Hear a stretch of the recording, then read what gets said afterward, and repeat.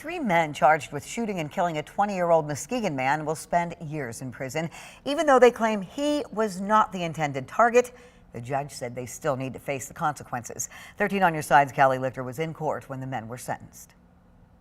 Emotions were high today in the Muskegon County Circuit Court as three men will spend decades in prison for the murder of Dominic Sugin. Over a year after Dominic Sugin's murder, the three men held responsible were sentenced in front of a packed courtroom Thursday. Deshaun Bates, Eric Wesley, and Kevion Nolan will each spend decades in prison for the December 2023 killing. I lost Dominic's father to gun violence.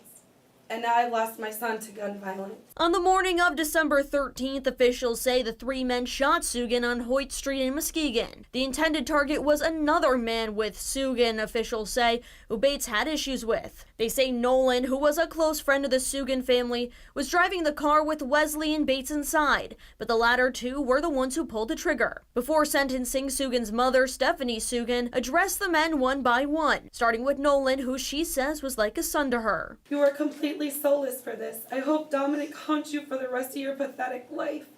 And I hope he brings you the pain you brought to his mother. Sugin's mom questioned Wesley, asking what compelled him to shoot her son in the first place. My son will never walk through the door of my home again. Not just my home, but his home. You are a murderer, Eric. A stone-cold murder. And Sugin says her son didn't even really know Bates, but because of the beef between him and the other man with Dominic, she lost her son to gun violence. Only a coward pulls a trigger.